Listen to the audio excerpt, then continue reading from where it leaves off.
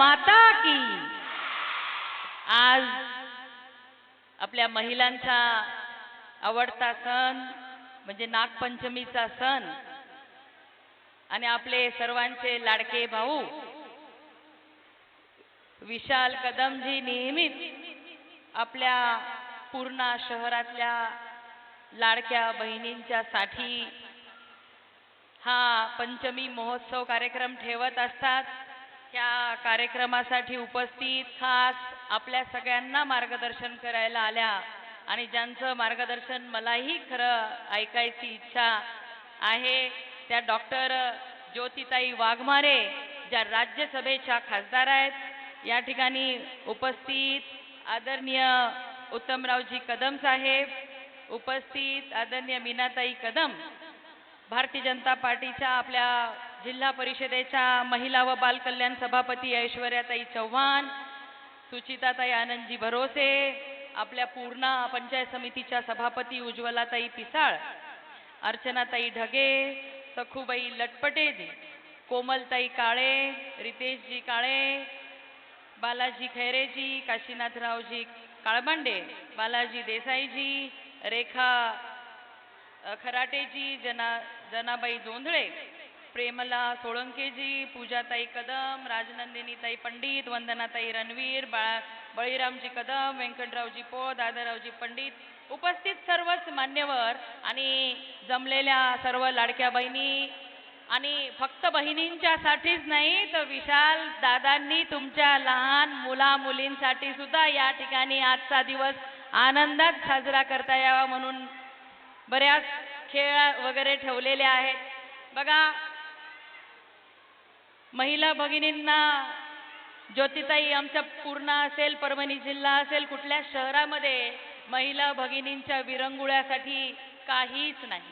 बिचारी आमची माय माऊली, आमची लाडकी बहीण सकाळी घरकाम करते, मुलं बाळा शाळेत गेले की सगळं थोड्या वेळ काहीतरी टीव्हीवर सिरियल बिरियल बघत असणार, बाकी असं कुठं विरंगुळा नाही, कुठं चांगल्या पद्धतीने थिएटर नाही, कुठं चांगली गार्डन वगैरे नाही, किंवा कुठंतरी असा काहीतरी आपल्याला आनंद मिळावा अशा पद्धतीच्या काही गोष्टी आम्ही आतापर्यंत करू शकलेलो नाहीत। परंतु अशा कार्यक्रमाच्या माध्यमातून ज्या आमच्या उमरीकरताई, आम्ही 12-15 वर्ष झाले उमरीकरताईंचे कार्यक्रम आम्ही बघत आहोत, त्यांचे कार्यक्रम आवर्जून ठेवत आहोत। ह्यांच्या चांगल्या पद्धतीने त्या महिलांना आनंदी करण्यासाठी कार्यक्रम घेतात। मग असे इव्हेंट जे विशाल भाऊनी या ठिकाणी ठेवले हे कार्यक्रम अत्यंत गरजेचे असतात आणि खऱ्या अर्थाने दिवसभर आमच्या महिला मन मोकळेपणाने ह्या कार्यक्रमाचा आनंद लुटू शकतात। आज इथे बसलेल्या सगळ्या माझ्या महिला भगिनी, माझे तरुण सहकाऱ्यांना मला सांगायचं आहे की पहिल्यांदा कुठेतरी आपल्या भारत देशातल्या महिला भगिनी आणि खास करून आपल्या राज्यातल्या महिला भगिनी स्वाभिमानाने, आनंदाने, आत्मविश्वासाने जगू शकताय, कारण की प्रत्येकाच्या कुटुंबाची काळजी घेणारे पंतप्रधान म्हणजे पंतप्रधान नरेंद्र मोदीजी हे 2014 पासनं या ठिकाणी काम करतात। प्रत्येकाच्या अडीअडचणी जाणीव करून त्याच्यासाठी चांगल्या योजना त्यांनी आणल्या आणि प्रत्येक योजनेमध्ये मातृशक्तीला सन्मान कसा मिळेल हा त्यांचा उद्देश असतो। पुरुषाच्या बरोबरीने खांद्याला खांदा लावून 50% या देशातल्या महिलांना या ठिकाणी स्वाभिमानाने जगण्यासाठी मोदीजी निरंतर काम करत आहेत। राज्यामध्ये सुद्धा सगळ्या लाडक्या बहिणी मुख्यमंत्री लाडकी बहीण योजनेमुळे मुख्यमंत्र्यांच्या लाडक्या बहिणी झालेल्या आहेत। 1,60,00,000 लाडक्या बहिणी आपल्या झाल्या। एवढ्या पुरतच ठेवलं नाही, मुलगी जन्माला आली, लाडकी लेक लाडकी झाली, आपली लेक चांगली शिकावी, उच्च शिक्षण घेता यावं, कारण की आजही अनेक मुलींमध्ये क्षमता असताना सुद्धा पैशाच्या अडचणीमुळे आणि तिचं लग्नाला हुंडा लागेल, खर्च लागेल म्हणून अनेक आई वडील तिला शिकवू शकत नाही, पण उच्च शिक्षण मोफत व्हावं म्हणून आपल्या राज्य सरकारने निर्णय घेतला आणि प्रत्येक आपल्या लेकीला उच्च शिक्षण मोफत देण्याचा निर्णय लागू केला। एवढंच नाही, आपली लेक गरोदर झाली, आपल्या आयांचा जीव तुटतो, तिला चांगलं खायला प्यायला मिळालं पाहिजे जेणेकरून होणारा तिचं बाळ सुदृढ झालं पाहिजे, ह्याची देखील काळजी आपले मुख्यमंत्री आणि पंतप्रधान नरेंद्र मोदीजी घेत आहे. मातृवंदना योजनेच्या माध्यमातून तिच्या खात्यामध्ये पैसे टाकतात. एवढंच नाही, तिला आत्मनिर्भर करण्यासाठी अनेक सबसिडीच्या योजना आणल्या.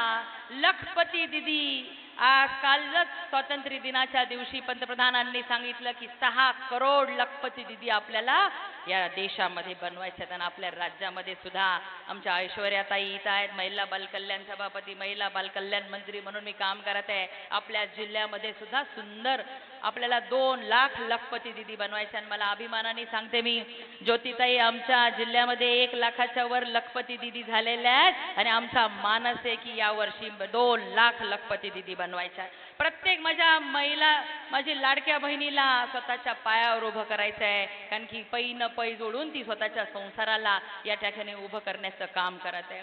लहान आमच्या लेकी पण इथं आलेल्या आहे, त्यांनाही मला सांगायचंय, बिनधास्त वागा.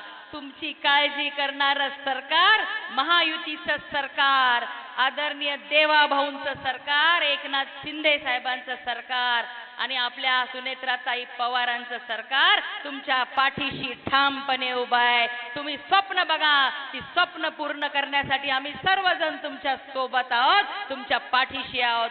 मोठी स्वप्न बघा, या जगामध्ये उंच ते उंच पद मिळवायचं स्वप्न बघा आणि त्यासाठी आम्ही तुमच्या सोबत आहे. या इथे जमलेल्या सर्व महिला भगिनींना आणि सगळ्या माझ्या लहान भावंडांना, माझ्या तरुण भावांना त्या नागपंचमीच्या खूप खूप शुभेच्छा देते. तुमच्या आयुष्यातल्या सर्व इच्छा पूर्ण हो अशी ईश्वरचरणी प्रार्थना करते. आणि विशाल भाऊ, तुम्हालाही परत एकदा तुमचं अभिनंदन करते, आभार मानते की खूप चांगल्या पद्धतीने तुम्ही या ठिकाणी कार्यक्रम आयोजित केला.